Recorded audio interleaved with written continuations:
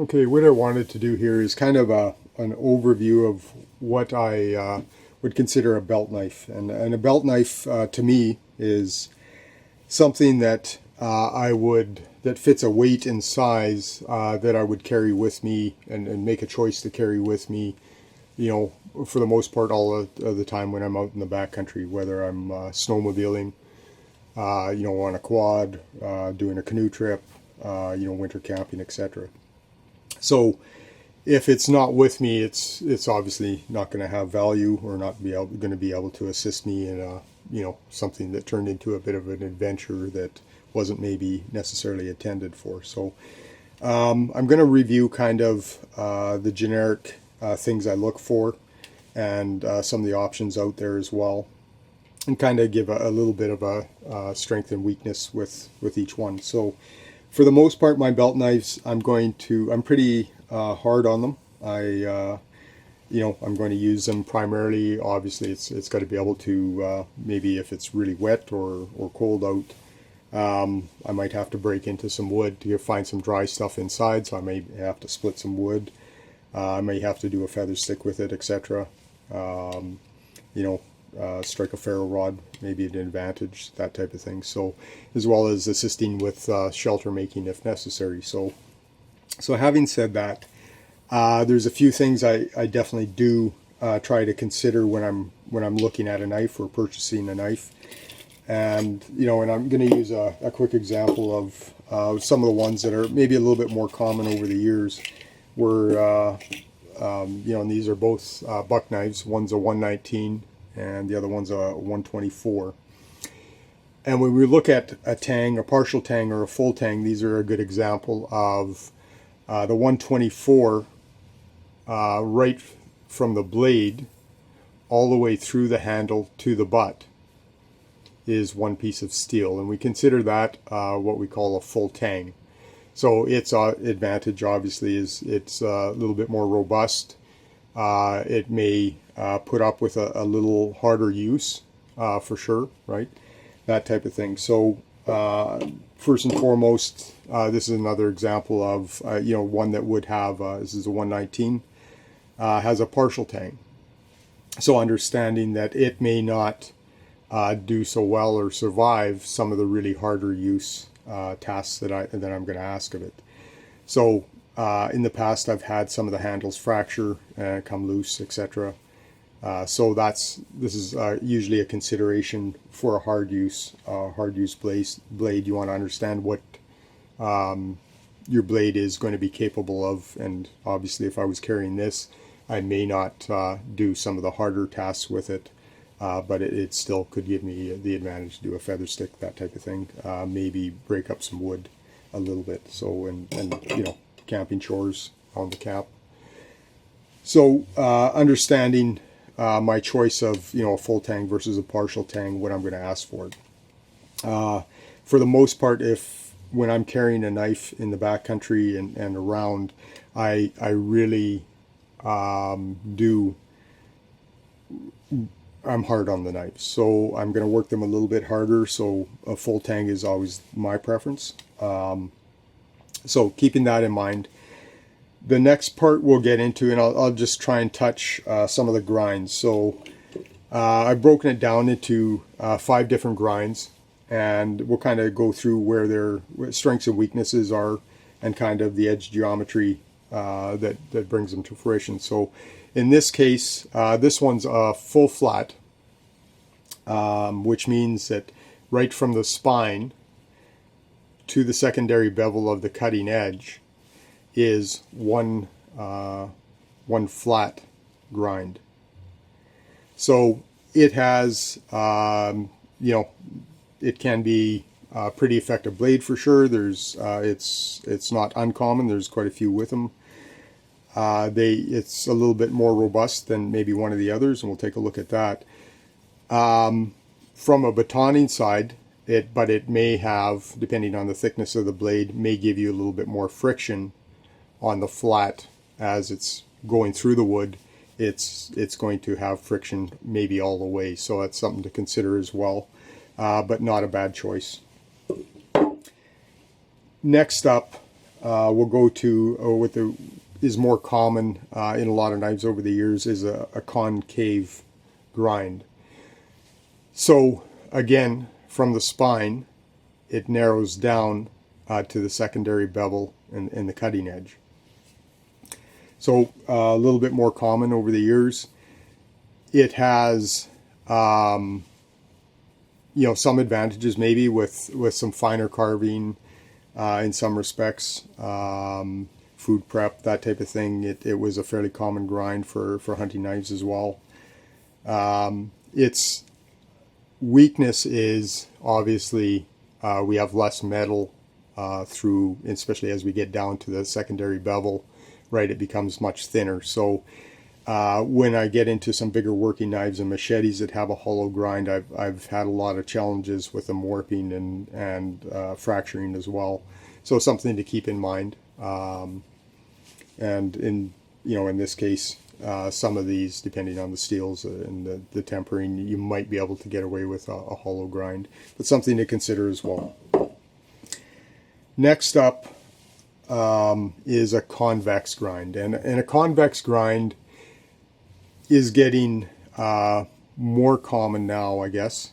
I think it's a little bit, to do a good convex grind is a bit of an art, I think, at times.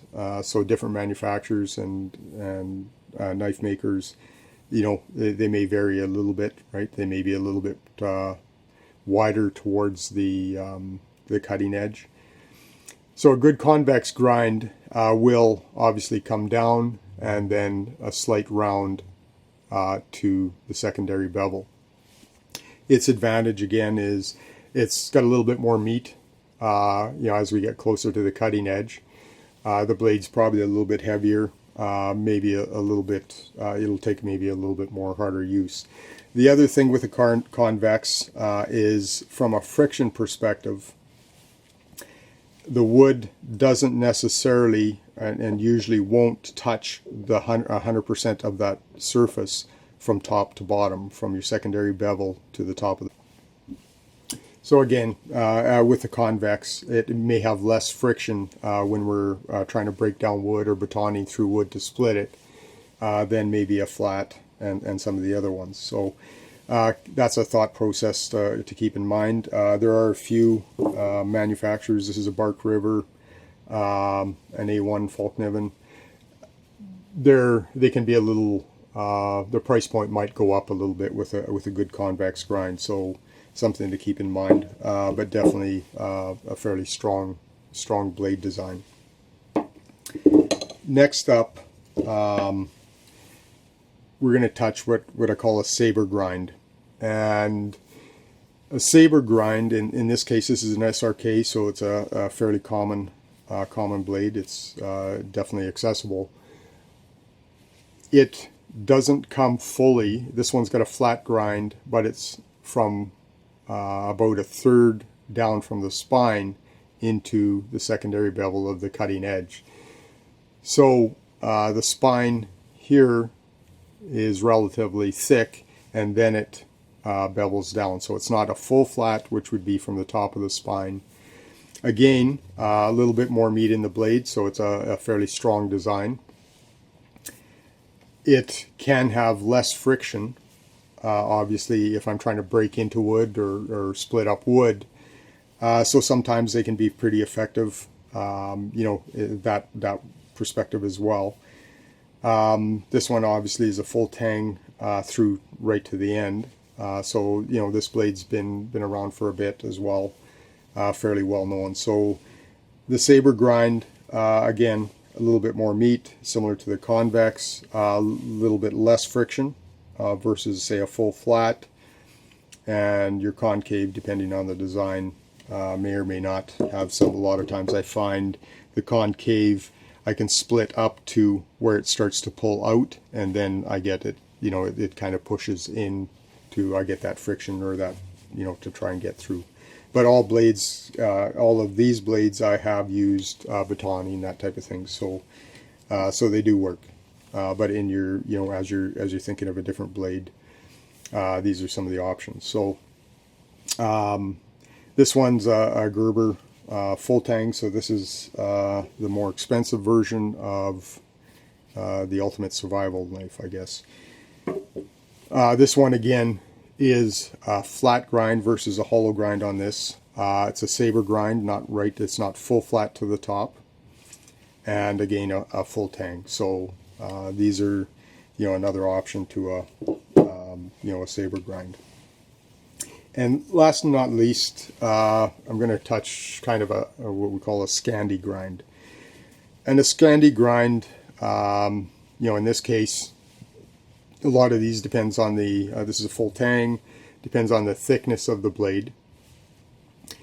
It actually, is parallel all the way down to that grind that takes us into our working edge. It doesn't have a secondary bevel normally on a Scandi grind. You come in from your blade. As you're taking it down, it comes right down on both sides, and that's what gives you your edge. These are from a bushcraft or carving end of it, are a great knife. And it's maintaining the edge on it is a bit of an art to do it properly and not pull it into a secondary grind. I do find sometimes people do pull it into a secondary grind, but an actual Scandi is meant to have just a single bevel into that grind, and very sharp. It can be fine work. It's a good blade. Where it can split wood once you get through that first part. You can definitely split some wood with it. Where it kind of is going to have a weak spot is if I'm breaking up say a large branch. A small one here is, as I'm trying to baton into it to break this tree or whatever, it will not do very well. It won't go deep. It has a really hard time. I'm going to hit it really, really hard, and it won't function well into breaking into this, or maybe snapping some limbs if I'm limbing a tree, etc., etc. Whereas these other blades definitely are capable of doing that. This one's going to struggle with that. So just understand the use. If you're looking at a Scandi grind for what I'm talking about now, which is kind of that breaking into wood, procuring wood for a fire, that type of thing, as your only tool, you're going to be limited again to what you can and can't do with it. But it's got its place, and definitely does very well in bushcrafting, carving, notching, that type of thing. So that's kind of an overview of the 5 different grinds, and there may be some variants from that, but for the most part, all our blades will fall into that. So some of the choices you may want to make, definitely some of the stronger ones are going to be definitely the convex. The saber maybe. Some of the flats are good. I've had some that on the concave that have done that have definitely survived what I've asked it to do. But definitely the weaker of the 4 here, and the Scandi being more of a bushcraft knife. So for some of the tasks that I would ask it to do, it may not be that choice, so or understand its limitations. So having said that, the next thing I'd like to touch is the type of steels, and I'm not going to get into the super steels or any of the powdered steels and stuff like that as such right now. There's different aspects between them. Some, the edge retention and the hardness that they're pushing them up to, versus really hard use. Sometimes there's a bit of a trade-off depending on the type of steel and design, obviously, as well as it's definitely into a different price point. So I'm not going to touch that, but I'm generically going to touch, say, a carbon steel versus a stainless steel. So with a carbon steel, advantage with, say, or the difference between carbon, say, versus stainless from relatively price point, right? So something that's maybe more available to most people. from a cost-effective side. The carbon steels have been pretty successful for sure. This is a 1095, which is a fairly common steel that you find in knives and that type of thing.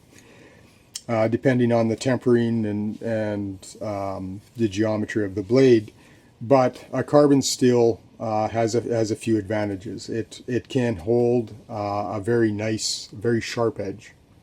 So they were well known for holding a good edge. They're fairly robust. The steel itself can take a lot of abuse. A lot of them, depending on the tempering, will bend in a. I've had some twisted wood where the blades have been bent pretty substantially and come out straight and survived it. So the carbon steel is it's got good edge retention, a little bit more robust in some respects for that price point. When we look at some of the stainless steels that to fall in that price point, and this is where it kind of gets into a difference. So a lot of the common blades that would fall into maybe a carbon steel, the stainless versions, more commonly were the 440, 440Cs. Its quality of being more corrosion resistant, that type of thing is an advantage, something to think about, especially if it's in a wet environment or a paddle vest or somewhere where it is going to be a dive knife, that type of thing, right? It's definitely a consideration. Some of the to get that stainless in maybe the more cost-effective stainlesses, what we don't get necessarily is maybe the edge retention, or I'm going to use the word as a robustness, depending on the tempering and the quality of the tempering, etc.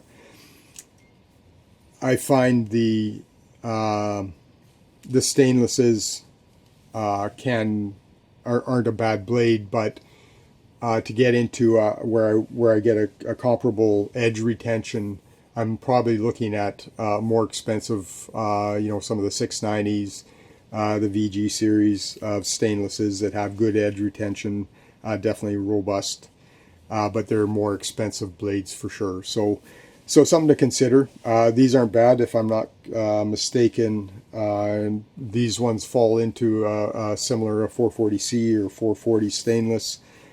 These ones have been pretty good. Their edge retention's not bad at all. It may not be quite that of some of the carbon steels. The only other thing that I will mention is with these two, and I don't know if it's inherent to these, the tips do bend a bit. They didn't break or fracture, which is good, but I have had them bent a little bit, so something to consider. But having said that, I've had some challenges with some of the other carbon steels as well. So a few things to think about. Normally your carbon steel, your edge retention, robustness of the blade. From a cost-effective side, the stainless steel, to find that similar edge retention and stuff, you're going to get into a much more expensive steel on the stainless side. Food for thought there. But if it's going to be in a wet environment, that may be a choice that you would want to make, right? And the Falkniven is a laminated, and it's a VG1 with a softer lamination on the sides. But again, in a wet environment, it's a more expensive knife, but would fall into a little bit more corrosion resistance. So food for thought. Next up is there's other options out there, and I've got some examples here of we can get different blade geometries and designs. So some have a serrate or a sawback that are options, and I know some of the original ones, it was harder to find a non-serrated blade in the Ultimate Survival Knife back in the day, which for me is a choice I prefer. I'll do a separate video on the serrates and the sawbacks. But my preference is to have the ability to do some finer work, or for feather sticks it does help me. Not all serrates are kind of equal in some respects as well. So same thing, saw blades may be a preference. For the most part, on the back of a blade, they're not going to be for procuring, cutting through large pieces of wood, or they're good at notching maybe, and for sure, and maybe if you want to scrape to get some finer shavings or dust to start a fire. But so personal preference. I tend to work the spines a little bit more on my knives, so I do find that a saw blade kind of is an inconvenience to whether I'm batoning or just using my hand to break up some small kindling. Just personal preference again. So I'll do a different video on that. Other than that, these are just things to keep in mind when you're looking at a purchase of a belt knife. Again, I try and keep mine under 6 inches, so it's a 4 to 6 inch blade that I usually carry with me. There's lots of different designs out there, and different blade geometries, and these ones here, bushcraft out, and not that, if I had it with me, it's I could definitely start a fire. I'm just going to have some limitations on procuring wood maybe. These designs, to be honest, I'm pretty happy with any of them. I don't consider them, either one of them, bad choice. Something that spans a little bit longer, if it's not too much more weight, may have an advantage in some of the work that I might ask it to do. Some of these have been, there's similar. This is an example, the SRK and the Falkniven. Good blades. This is a $70 blade. This is probably a $300 blade. So different options. So also when we're looking at a concave or a hollow grind, some of maybe a little bit more finer work. This is obviously the 119, has also a hollow grind. For a hunting knife as well, right, skinning, that type of thing, it may be a preference. They're good. They do have some good tasks, or good oriented on it. It's just definitely, as we said before, a little less meat in the blade, but definitely what are you going to ask it to do. So hunting, I have a few different blades, and some of them are usually a full tang. But over the years, a lot of my hunting knives have had a hollow grind and done well with certain tasks, definitely, procuring game, that type of thing. So something to keep in mind as well. So again, we've covered, the tangs, the knife geometries, carbon maybe versus stainless, and some of the options, whether it be a sawback or a serrate. I'll touch quickly the sheaths that they do come. So there's different qualities of sheaths. Some are definitely very cost effective to, some very well made ones. One of the examples that I'm just going to use this one as a lot of my sheaths for a belt knife, I do have a ferrule rod try to attach to it. Some of these come with it. This one also has a sharpening stone as well, on the back. The ferrule rod, obviously helps us with our fire making primary requirement maybe. It will work obviously, if it's wet, etc., etc. So as a package, this, the ultimate survival knife, I guess, comes with a sheath that's pretty much out of the box, ready to go. Some of the other options that I do have, and this is for my Falkniven, this is a sheath that is made for it. It, has a stone inside the pouch. I've got a ferrule rod, attached to the knife sheath itself, and the knife itself, obviously, as part of the carrier. So if it's on my belt, it's all one piece. So different options to think about. Another one, this is the Bark River example. Again, it has a ferrule rod, holder for it, etc. Some of the other sheath options out here, you may have to, and I'll use different options, Ranger batches. I may attach a pouch to it, or at least a ferrule rod loop. at a Kydex. Not bad sheaths. But for me, I'll usually try to attach a ferro rod at least to my sheath. So I do have the ability to make a fire as well.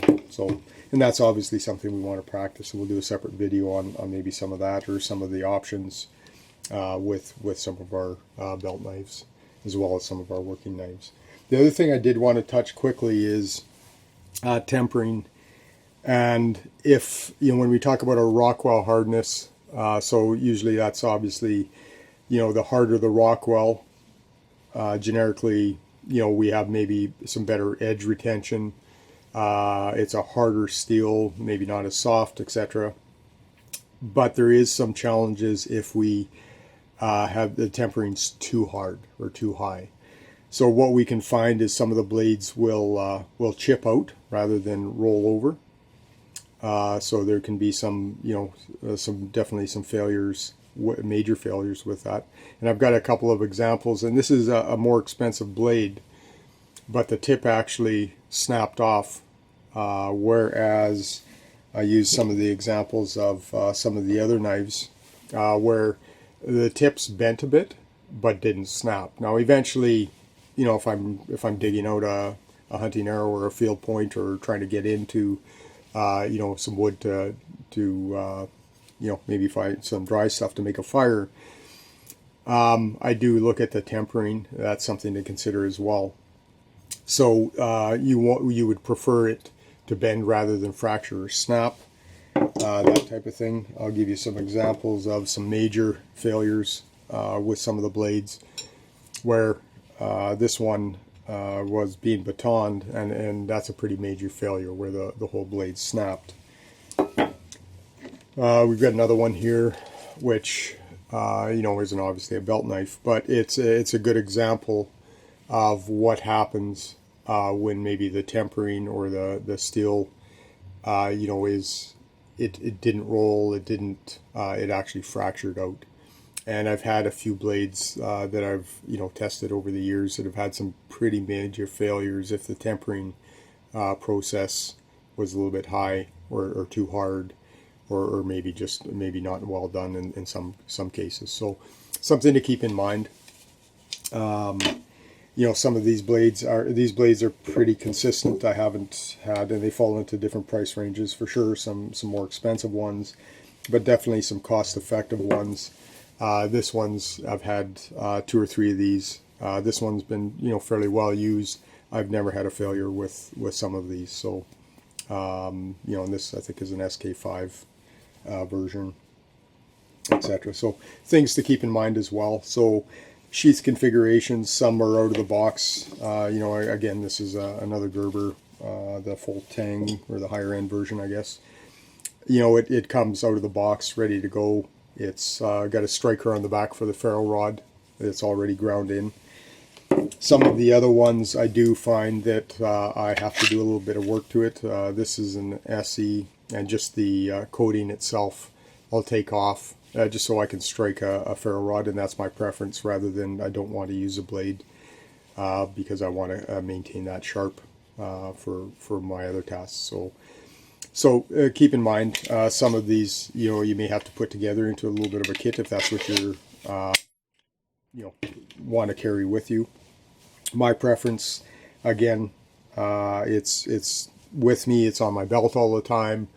Whether I'm pushed to a shore with a high wind or a big storm that comes in, and I may have to make a night or a shelter or fire, that type of thing, or if I get lost, on a short hike or hunting, etc., etc., I want the ability to make fire and procure a shelter. So some of the basics, as well as my normal camp tasks, etc., etc. So just a few things to think about as you're choosing a knife, and there's options out there for sure, and things to consider. What are your primary tasks that I would ask of it, and then what are the other options? Am I going to use it? Is it for food prep around camp, that type of thing, cutting cordage, rope, etc., etc. So what's the environment going to be like? These are more belt knives.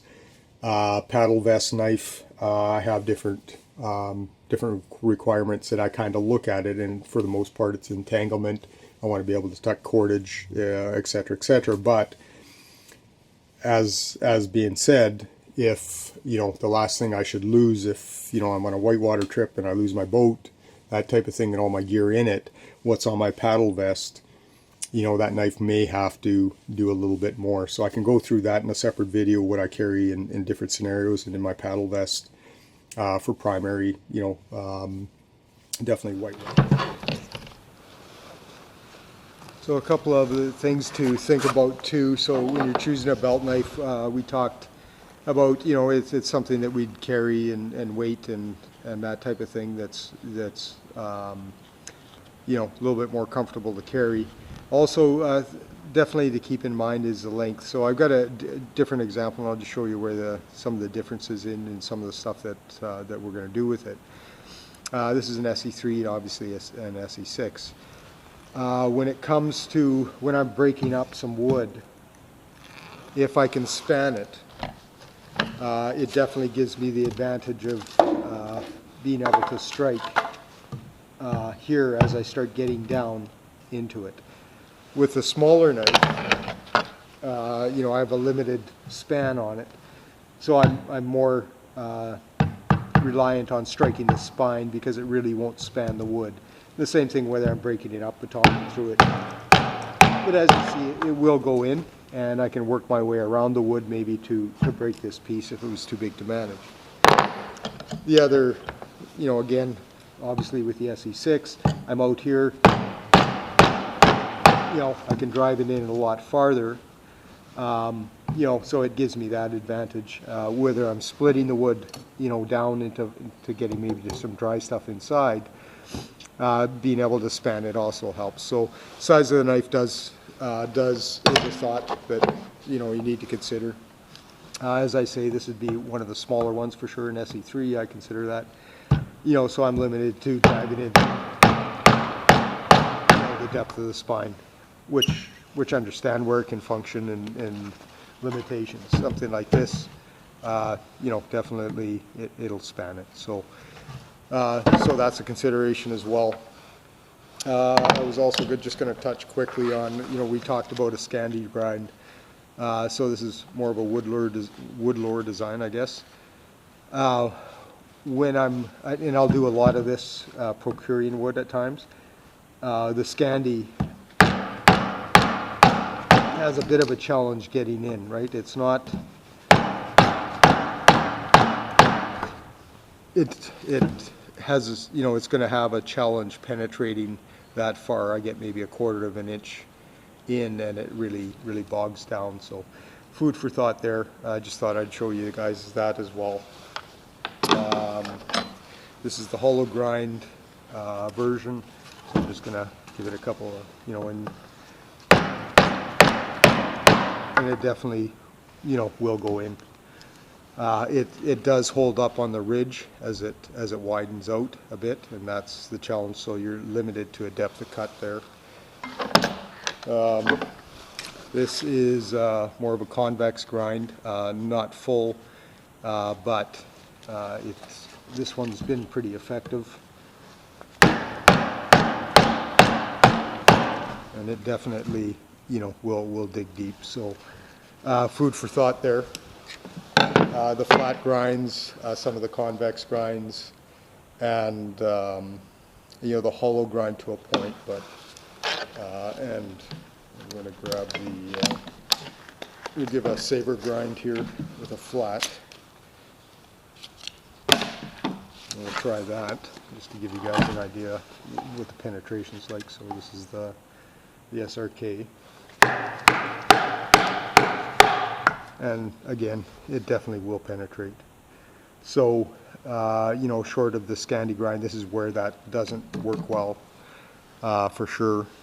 The flats, the sabers, the convex, the hollow grind to a point, and depends on the, this isn't a bad one, but it does have some limitations here where their flat version might be a little bit more effective in this case. This is a convex Bravo 1. So sometimes it doesn't do too bad. Again, it will go in.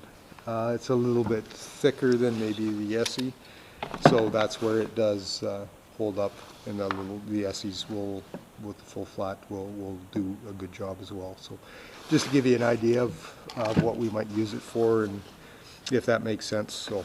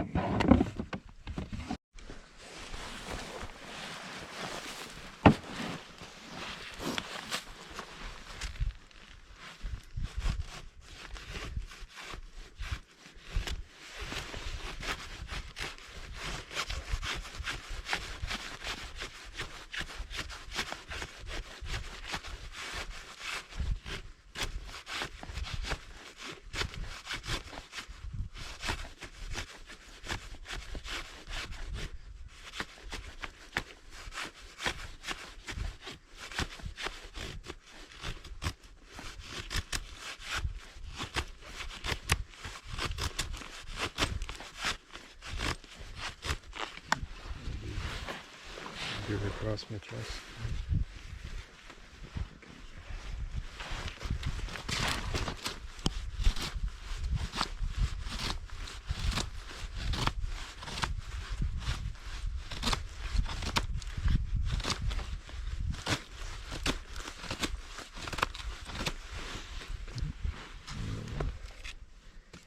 Bring this in here.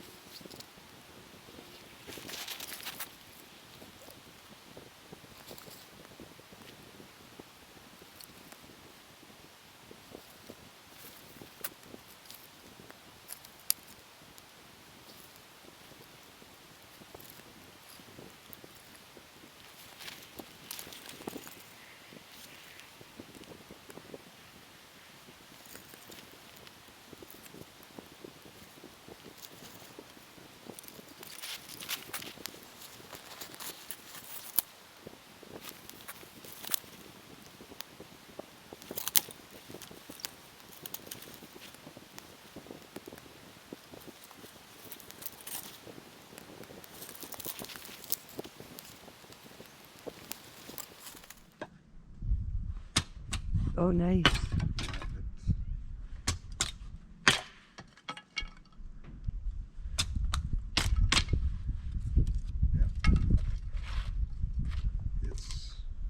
It's up there. Yeah.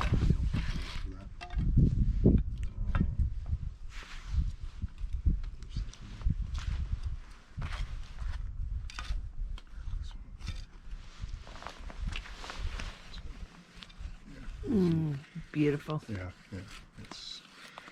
and that's their grind. They do a really great job on their grind. Right? Yeah. Notching. This is just piece of cake, right? Yeah. A big piece.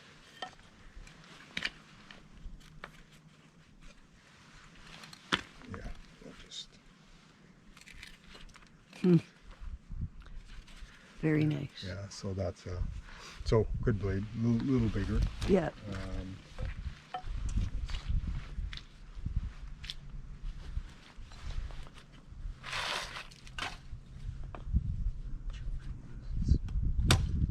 Oh yeah. it really. Yeah, I do like this one. Yeah. For obvious. Piece of cake.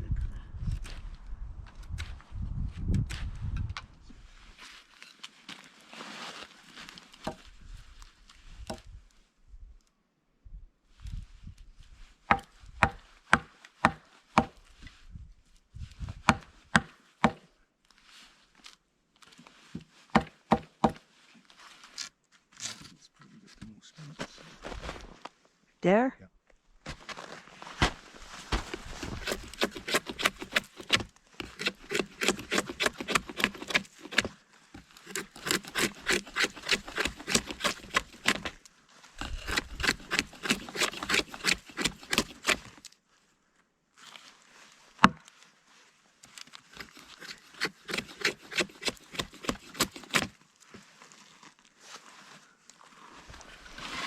Oops, I moved it.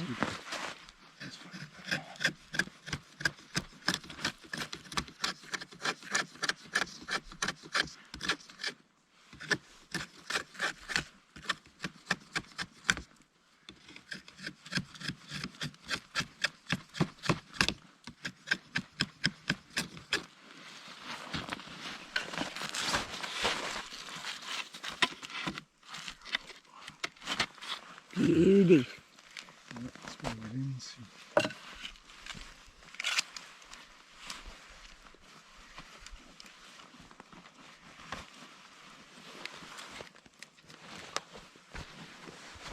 So